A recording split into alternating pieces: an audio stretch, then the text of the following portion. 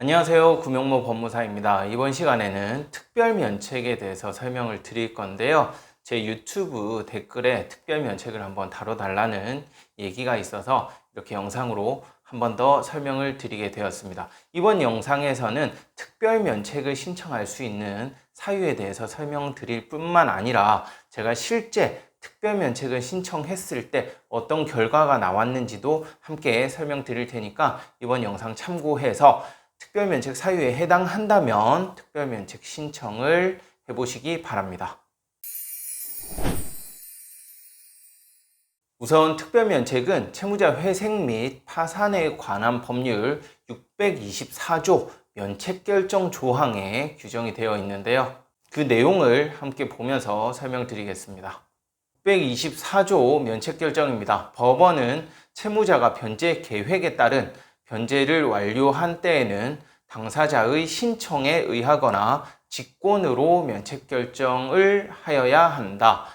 2항 법원은 채무자가 변제 계획에 따른 변제를 완료하지 못한 경우에도 다음 각호의 요건이 모두 충족되는 때에는 이해관계인의 의견을 들은 후 면책의 결정을 할 수 있다라고 되어 있고요. 1호 보면 채무자가 책임질 수 없는 사유로 인하여 변제를 완료하지 못하였을 것. 2호가 개인회생 채권자가 면책 결정일까지 변제받은 금액이 채무자가 파산 절차를 신청한 경우 파산 절차에서 배당받을 금액보다 적지 아니할 것. 3호 변제 계획의 변경이 불가능할 것. 이렇게 규정이 되어 있고요. 제가 순서대로 설명을 드릴게요.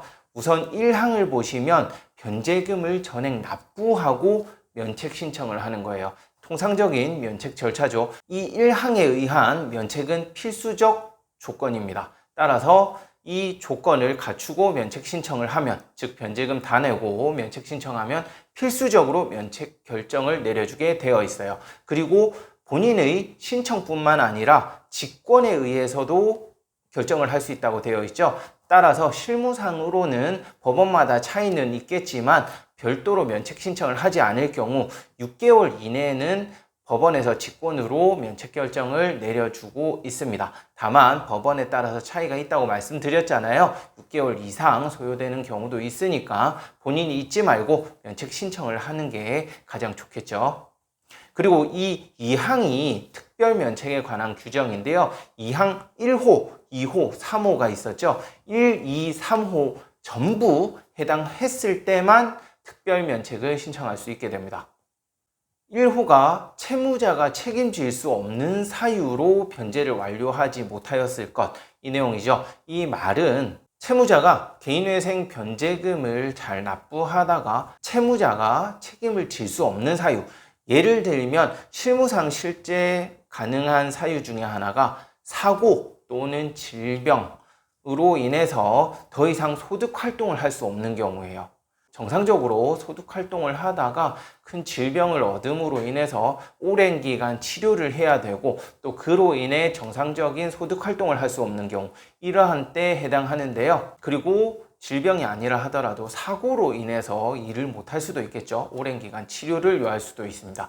이러한 특별한 사유가 있는 경우가 해당하고요. 그리고 부양가족이 추가되는 경우도 포함될 수 있어요. 부양가족에는 일반적으로 미성년인 자녀가 있겠죠. 따라서 자녀의 출생으로 부양가족이 늘어난다든지 그러한 사유로 생계비가 늘어날 수 있는 조건을 만족하는 경우에는 별도로 특별면책을 신청할 수도 있습니다. 그리고 이 1호의 조건뿐만 아니라 2호의 조건도 충족해야 되죠. 개인회생 채권자가 면책 결정일까지 받는 변제 금액이 파산 절차에 의할 때보다 금액이 더 많아야 됩니다. 이 말은 쉽게 말씀드리면 우리가 개인회생을 하는 도중에 특별면책을 신청하잖아요. 따라서 이 특별면책에 의해서 면책 결정이 내려지는 그 시점을 기준으로 해서 청산가치보다는 개인회생 채권자들이 더 돈을 받아갔을 경우를 말하는 거예요.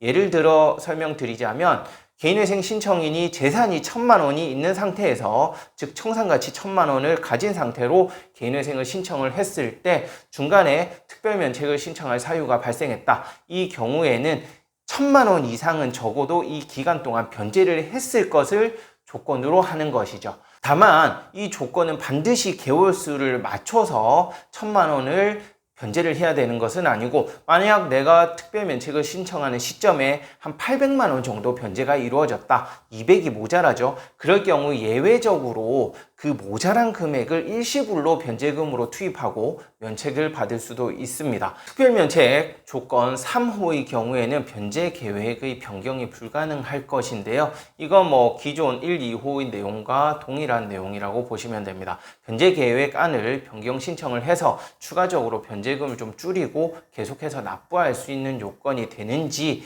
아니면은 그렇게 변경해서 변제금을 납부하지도 못할 상황인지를 따지는 거거든요. 따라서 1호 요건과 2호 요건을 갖춘 경우에는 3호는 특별히 문제가 없다고 보시면 될 것 같아요. 그리고 제가 실제 특별면책을 신청한 사례를 안내해 드린다고 했잖아요. 제 고객 중에서 특별면책을 신청하신 분들이 몇 분 계신데요. 제가 직접 신청을 해드렸는데 통과가 되신 분도 있고 통과가 안 되신 분도 있어요. 그러니까 참고만 하세요. 통과가 되신 분의 경우에는 개인회생하는 도중에 암 진단을 받으면서 바로 치료에 들어가게 된 사례입니다. 이분의 경우 상당히 경과가 안 좋으셨거든요. 그래서 특별면책을 바로 신청하고 더 이상 직장을 다닐 수도 없는 상황이라서 바로 특별면책을 받은 경우가 있고요.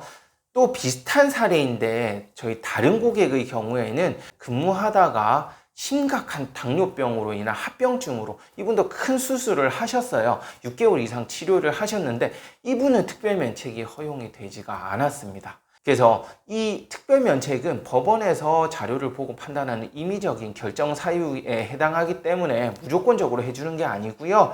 이렇게 구체적인 사정에 따라서 결정이 나올 수도 있고 안 나올 수도 있다라는 거 꼭 알고 계셨으면 좋겠습니다. 네, 이번 시간에는 특별면책에 대해서 설명드렸고요. 이번 영상 보시고 또 궁금한 사항 있으시면 언제든지 전화나 카톡으로 문의 주시기 바랍니다. 끝까지 시청해 주셔서 감사하고요. 구독, 신청, 좋아요도 부탁드리겠습니다. 고맙습니다.